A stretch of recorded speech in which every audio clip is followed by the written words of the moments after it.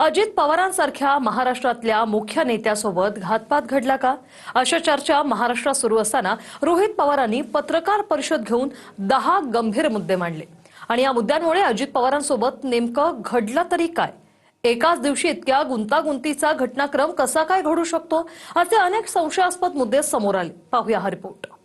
Visibility is okay, मग आता एरोला पकडायला काय कारण आहे? एरोली खोटी माहिती का दिली? साधा प्रश्न आहे। पायलटला माहित होतं विजिबिलिटी नाही तरी तो हिरोगिरी करायला का गेला? मुद्दामून गेला का? त्याच्यावर कुठलं प्रेशर होतं का? तर वेगळंच काय कारण आहे? म्हणजे 1 मिनिट जो ट्रान्सपॉन्डर बंद झाला होता शेवटचा, जे सॅटेलाइटची कनेक्शन आहे मुद्दामून तोडण्यात आलं होतं ट्रान्सपॉन्डर बंद करून।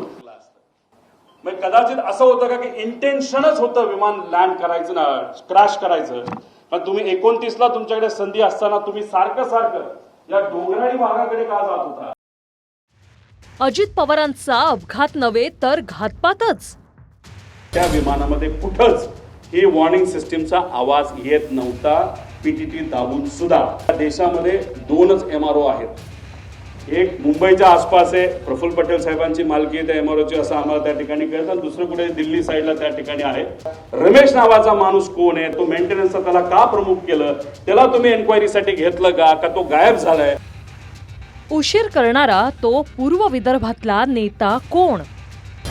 पद्धत मारायची काय असते त्या देगन नावाच्या पुस्तकात दिलेलं आहे। तर त्या व्यक्तीचा जो चालक आहे त्याला जर आपण मारलं तर विषय संपला।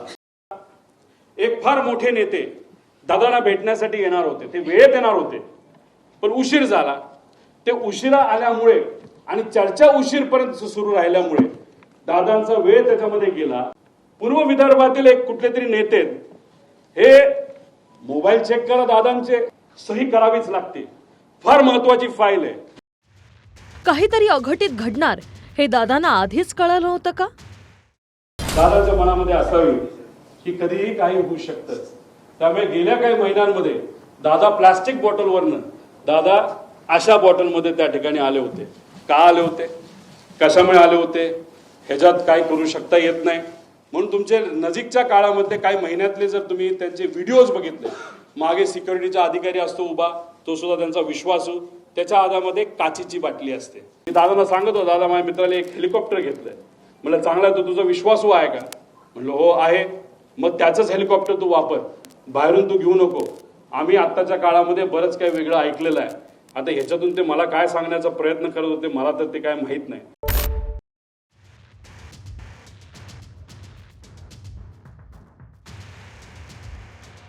कट रचून अजित पवारांचा अपघात घडवला गेला का या शंका राज्यभर सुरू असतानाच रोहित पवारांनी उपस्थित केलेल्या मुद्द्यांनी खळबळ उडवून दिली।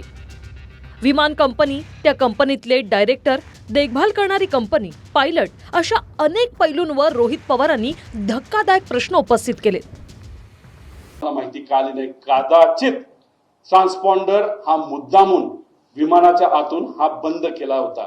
तुम्हाला टिल्ट होताना जे विमान दिसते त्या ट्रान्सपॉन्डर बंद होत, त्यात 8:43:18 जेव्हा हे बंद झाला ट्रान्सपॉन्डर, का बंद झाला, का कुणी बंद केला, असे प्रश्न आम्हाला त्याच्यामध्ये आहे। आता आपल्याला शेवटपर्यंत कळालं असतं आणि या 1 मिनिटाच्या आधी हे विमान त्या धावपट्टीला अलाइन झालं होतं, म्हणजे ते धावपट्टीवर उतरेल अशी अपेक्षा होती, पण 1 मिनिटामध्ये काहीतरी गडबड झाली, ती अजूनपर्यंत आपल्याला कळली नाही। आधीच विमान कमी उंचीवर आणले गेले होते का? त्यानंतर शेवटच्या काही मिनिटात पायलट काहीच, जो मेन पायलट आहे, एवढी घटना जमीन जवळ येते, विमान टिल्ट होतंय, तिथं बंद पडतंय विमान, तरी तुम्ही काहीच बोलत नाही, याचा अर्थ काय? तर याचा अर्थ जर काढायला गेलं, मला असं वाटतं की हा अपघात नाही, हा 100% त्याच्यामध्ये घात असू शकतो। या बाबतीत विमान कंपनी जी VSR आहे, एरो नावाची हँडलिंग कंपनी आणि जो कपूर नावाचा पायलट होता, या 3 कंपन्या आणि व्यक्तीवर आमची शंका आहे। आणि जर हे खरं असेल तर विमानामध्ये जर पेट्रोल इल्लिगली एका कॅन मध्ये ठेवलं तर ते विमानासाठी बॉम्ब सारखंच असतं, असं आमचं त्या ठिकाणी मत आहे। मग कदाचित असं होतं का की इंटेन्शनच होतं विमान लँड करायचं ना क्रॅश करायचं, पण तुम्ही 29ला तुमच्याकडे संधी असताना तुम्ही सारखं या डोंगराळी भागाकडे का जात होता? आणि जर तुम्ही एवढ्या लो आला होता, मग कुठेतरी तुम्ही जर ते तिथं बंद पडलं नसतं, नाही तर ते एका बाजूला गेलं नसतं, तर तसंही ते जाऊन विमान तिथं धडकू शकलं असतं. सर्वात धक्कादायक म्हणजे अपघाताच्या दिवशी अजित पवार मुंबईहून गाडीनं बारामतीला जाणार होते. मात्र रोहित पवारांच्या आरोपांनुसार पूर्व विदर्भातल्या एका नेत्यामुळे सारं वेळापत्रक बदललं गेलं. एका महत्वाच्या फाईलवर सही करायची म्हणून त्या नेत्याने अजित पवारांना गळ घातली. तो नेता उशिरानं अजित पवारांकडे पोहोचला, त्यामुळे गाडीऐवजी विमानांना जाण्याचा निर्णय घेतला गेला. या देशामध्ये 2च MRO आहेत. एक मुंबईच्या आसपास आहे, प्रफुल्ल पटेल साहेबांची मालकी आहे त्या MROची, असं आम्हाला त्या ठिकाणी कळतं, आणि दुसरं कुठे दिल्ली साईडला त्या ठिकाणी आहे. पण हे MRO आहे. पण ह्या कंपनीकडे एक वेगळा MRO होतो असं म्हणतात. ते स्वतःच्या कंपनीच्या माध्यमातून ही सगळी 27 विमानं ते मेंटेन त्या ठिकाणी करत होते. मग त्यांच्याकडे एक्सपोर्ट होते का? जसं तुमच्या कंपनीमध्ये म्हणजे तुम्ही सगळे वेगळ्या वेगळ्या चॅनलचे असलात तरी जर 5च चॅनल असतील तर हा रिपोर्टर जास्तीत जास्त या 5 मध्येच कुठेतरी जाणार आहे. मग तिथून नोकरी निघाली की परत 5 मध्ये दुसरीकडे जाणार आहे. तसंच MRO जर 2च असतील तर मग ते लोक कोण आहेत? जे लोक या VSR कंपनीमध्ये आज काम करतात, पूर्वी ते कुठं काम करत होते, कोण आहेत ते, कुणी ते सह्या केल्या, रमेश नावाचा माणूस कोण आहे, त्याचा काय अनुभव आहे, तो मेंटेनन्सचा त्याला का प्रमुख केलं, त्याला तुम्ही एन्क्वायरीसाठी घेतलं का तो गायब झालाय, हे सगळे प्रश्न आपला तिथं पडू शकतात. एन्क्वायरी कुठंच नाही चालली, म्हणून आम्हाला आमच्या लेवलला माझ्या काकासाठी, आमच्या दादासाठी या सगळ्या गोष्टी करायला लागतात. आणि ह्या सगळ्या गोष्टी लवकरात लवकर सरकारने जर केल्या नाही तर मग आपल्याला खरं रहस्य काय हे त्या ठिकाणी तिथं कळणार नाही. त्यामुळे हेवी बेस मेंटेनन्स कुठं केला जातो हे सुद्धा बघितलं पाहिजे. आणि DGCA मधील काही माजी अधिकारी हे या कंपनीमध्ये काम करत असल्यामुळे एक होल्ड आहे या कंपनीचा, असं आमचं मत आहे. पूर्व विदर्भातील एक कुठले तरी नेते हे मोबाईल चेक करा दादांचे, नाही तर लँडलाईनवर कोणाचा फोन होता काय होता मला माहित नाही, पण मला जे कळालेलं आहे सही करावीच लागते. फार महत्वाची फाईल आहे. आणि मग ती फाईल कुठे हे जेव्हा बघितलं गेलं ती फाईल घरी नव्हती, ती फाईल मंत्रालयाच्या कार्यालयामध्ये होती दादांच्या. दादा कुठलीच फाईल मोकळी ठेवत नाही, पण अचानक ती फाईल तिथं होती. मग ती दादाने बोलवली. बोलवण्यात येण्यात मुंबईचं संध्याकाळचं ट्रॅफिक तुम्हाला माहिती आहे. ती फाईल पोहोचूस तर वेळ गेला. वेळ गेल्यानंतर ती फाईल आली. पण एक मोठा नेता आपल्या पक्षाचं बोलत असेल तर सही तर करावीच लागेल. आणि मग दादाने ती सही केली. ती फाईल यूज तर सही करूच तर त्याच्यामध्ये दुर्दैवाने त्या ठिकाणी वेळ गेला. बारामती विमानतळावर विमान उतरवण्यासाठी जी सोपी बाजू होती ती बाजू सोडून पायलटनं अवघड बाजूनं लँडिंग केलं. वारंवार 2 वेगवेगळ्या बाजूंनी लँडिंगची परवानगी मागितली गेली. हे नेमकं का आणि कशासाठी घडलं हा सुद्धा प्रश्न आहे. अजित पवार ज्या विमानात बसले होते ते विमान बारामतीच्या विमानतळावर लँड होणार होतं. ही 11 नंबरची बाजू टेकडीची असून लँडिंगसाठी जरा अवघड आहे. तुलनेनं 29 नंबरच्या बाजूनं विमानाचं लँडिंग सोपं होतं, कारण सूर्य या बाजूनं उगवत असल्यानं लँडिंग वेळी सूर्यप्रकाशाचा अडथळा येत नाही. मात्र पायलटनं लँडिंगची परवानगी मागताना अनेक वेळा गोंधळ घातला. 8:27 ला एअरक्राफ्ट करून रनवे 29 ची परवानगी मागण्यात आली. म्हणजे परफेक्ट फ्लॅट आहे. जसं तुम्ही 2023 ला ऍक्सिडेंट बघितला तर नुसतं घासत गेलं होतं, अशी कदाचित घटना घडू शकली असते. दादा जिवंत असू शकले असते. 29 नंबरची परवानगी तिथं ATC कडनं घेतली होती. ATC ती परवानगी दिली आणि 2 मिनिटांनंतर एअरक्राफ्ट करून रनवे 11 ची परत परवानगी मागितली. का? कशामुळे? काय कारण? प्रश्नच आहे. म्हणजे सोपं सोडून अवघड कशाला घ्यायचं? विशेष म्हणजे फक्त अजित पवारांचंच वेळापत्रक बदललं नाही, तर ऐनवेळी अजित पवार जाणाऱ्या विमानाचे पायलटही बदलले गेले. मात्र त्यासाठी जे कारण दिलं त्यावरही गंभीर प्रश्न उपस्थित झाले.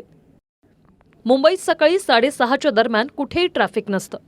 मात्र ट्रॅफिकमुळे पायलट पोहोचू शकले नाही या कारणावर प्रश्न उभे राहू लागले. टेक ऑफ पूर्वी मुख्य पायलट हे का बदलले गेले? आणि जर टेक ऑफ करायचं असेल तर त्या पायलटला आधीच यावं लागतं. आणि तिथं असं सांगितलं होतं की हे 2 पायलट हे ट्रॅफिकमध्ये 6:30 वाजता सकाळी अडकलेत आणि ते येऊ शकत नाहीत, म्हणून दुसरे पायलट आम्हाला द्यावं लागला, अशी कुठेतरी एक स्टेटमेंट आम्ही सोशल मीडियावर आणि काही मीडियाच्या माध्यमातून तिथं ऐकली होती. की हे जे 2 पायलट आहेत जे ट्रॅफिकमध्ये अडकले असं म्हणतात. मग कुठं होते? त्यांचा CDR तुम्ही काढलाय का? ट्रॅफिक पोलीसच्या बऱ्याच ठिकाणी तिथं CCTV कॅमेराज आहेत, ते तुम्ही तिथं बघितले का? मग हे 2 ट्रॅफिकमध्ये अडकले, तर मग हे 2 काय एअरपोर्टलाच राहायला होते का? एअरपोर्टच्या जवळ राहायला होते का? मग हे दोघं तिथं कसे आले? असा बरेच काही प्रश्न आम्हाला तिथं पडतात. पण आमच्या मनात ज्या शंका आहेत त्याला कुठे ना कुठेतरी उत्तर हे मिळालं पाहिजे का? गेले 13 दिवस मला तरी तिथं झोप लागलेली नाही आणि कदाचित जोपर्यंत ह्या गोष्टी सापडत नाही, क्लिअर होत नाही, तोपर्यंत झोप लागणार नाही आणि मी झोपणार सुद्धा त्याच्यामध्ये नाही. मृत्यूआधीच्या काही सभांमध्येही त्यांनी गूढ वाटावीत अशी विधानं केली. आपल्यासोबत काहीतरी अघटित घडणार आहे याची अजित पवारांना आधीच कल्पना आली होती का? असे प्रश्न रोहित पवारांनी दिलेल्या काही उदाहरणांवरून अजून ठळक झाले. पाणी पिताना प्लास्टिकच्या बॉटलमध्ये पाणी पिताना तुम्ही बघितलं असेल. आणि मग पण नजीकच्या काळामध्ये म्हणजे हे जे काय आहे,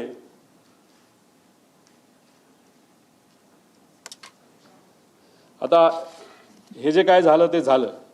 ही गोष्ट कदाचित दादांच्या मनामध्ये असावी की कधीही काही होऊ शकतं. त्यामुळे गेल्या काही महिन्यांमध्ये दादा प्लास्टिक बॉटलवरनं दादा अशा बॉटलमध्ये त्या ठिकाणी आले होते. का आले होते, कशामुळे आले होते, ह्याच्यात काय करू शकता येत नाही. म्हणून तुमच्या नजीकच्या काळामध्ये काही महिन्यातले जर तुम्ही त्यांचे व्हिडिओज बघितले, मागे सिक्युरिटीचा अधिकारी असतो उभा, तो सुद्धा त्यांचा विश्वासू, त्याच्या हातामध्ये काचेची बाटली असते आणि ती काचेची बाटली अशीच नसते, ती बऱ्याच वेळा चेक केलं जातं आणि त्यानंतर त्यांच्या हातामध्ये ती बाटली असायची. मग दादा प्लास्टिक बाटलीवरनं दादा या बाटलीवर का आले असाही प्रश्न पडतो. मी दादांना सांगत होतो, दादा माझ्या मित्राला एक हेलिकॉप्टर घेतलंय. म्हणलं चांगला, तो तुझा विश्वासू आहे का? म्हणलं हो आहे. मग त्याचंच हेलिकॉप्टर तू वापर, बाहेरून तू घेऊ नको. आम्ही आत्ताच्या काळामध्ये बरंच काही वेगळं ऐकलेलं आहे. आता ह्याच्यातून ते मला काय सांगण्याचा प्रयत्न करत होते मला तर ते काय माहीत नाही. दादांनी त्यांच्या काही जवळच्या लोकांना ज्यांची आर्थिक परिस्थिती बरी आहे, चांगला व्यवसाय आहे, त्यांना सांगितलं होतं की पुढच्या काही महिन्यांमध्ये तुम्हाला विमान घ्यावं लागेल आणि ते विमान तू घे म्हणजे मला ते वापरता येईल. हे का ते काय बोलत होते कसं काय? शेवटी आत्ता दादांबरोबर झालेले काय सगळे संभाषण हे तिथं माझ्या ध्यानामध्ये त्या ठिकाणी एका टेप सारखे तिथं पळत आहेत, जात आहेत. त्यामुळे काचेच्या बाटलीपासून पार विमान स्वतःचं त्या ठिकाणी असावं, या सगळ्या गोष्टी त्यांच्या मनामध्ये का होत्या हे आज तरी आपल्या सगळ्यांना त्या ठिकाणी विचारता येणार नाही. फक्त एवढंच आहे, माझा काका, आमचे नेते, आमचे दादा आज आमच्या सर्वांच्या मध्ये नाही आहेत. पण ते का नाहीत, कशामुळे झालं, कुणी केलं, जर केलं असेल तर कसं घडलं, का केलं गेलं याची माहिती मला नाही तर अख्ख्या महाराष्ट्राला त्या ठिकाणी माहिती पाहिजे. अजित पवार हे सत्तेतले सर्वात मोठे मास लीडर होते. त्यामुळे त्यांच्यासोबत नेमकं काय घडलं? त्यांचा मृत्यू झाला की मग ते एका कटाचे शिकार ठरले? या साऱ्या शंकांचं निरसन होणं गरजेचं आहे. कारण आधीच अजित पवारांच्या अस्थी सावडण्याच्याच दिवशी घाईघाईनं झालेल्या शपथविधीबद्दल सोशल मीडियात अनेक शंका वर्तवल्या गेल्या आणि त्यानंतर आता विमान अपघाताबद्दल उभे राहणारे प्रश्नही धक्कादायक आहेत. कुठेतरी मेन विषयाकडे लक्ष न जाता दुसऱ्याच विषयाकडे त्यांचं लक्ष गेल्यामुळे कदाचित काकींची इच्छा नसताना सुद्धा शपथविधीला सुद्धा काही प्रमाणात घाई ही त्यांच्याकडनं तिथं झाली. सगळ्यांच्या प्रायोरिटी आणि महत्त्वाच्या गोष्टी वेगळ्या असतात. आम्ही आज दुःखात आहोत. आम्हाला माहिती पाहिजे की काका, आमचे दादा, हा जो ॲक्सिडेंट झाला तो कशामुळे झाला, ही आमची प्रायोरिटी आहे. हे आमच्यासाठी महत्त्वाचं आहे आणि हीच गोष्ट काकींसाठी सुद्धा महत्त्वाची आहे, पार्थ आणि जयला पण महत्त्वाची आहे. पण ह्या नेत्यांना काय महत्त्वाचं आहे हे मी सांगण्यापेक्षा गेल्या 13 दिवसामध्ये लोकांनीच बऱ्याच काही गोष्टी तुमच्या माध्यमातून बघितलेल्या आहेत. एक तुम्ही समजून घ्या, हा अपघात होता का घात होता असा प्रश्न तुम्ही केला तर आमची शंका म्हणजे माझी आणि असंख्य महाराष्ट्रातल्या लोकांची शंका आहे की हा घात होता. आत्ता तुम्ही जर प्रेझेंटेशन बघितलं असेल तर 60-70 पानाचं मी प्रेझेंटेशन केलं. एक एक गोष्ट जी घडली, कशी घडली, कोण बैठकीला आलं होतं, कोणाचं विमान होतं, कोणाचं काय होतं, जी काय माहिती आमच्यापर्यंत आली ती माहिती ही तुमच्यापर्यंत पोहोचवलेली आहे. Bureau report, TV9 Marathi.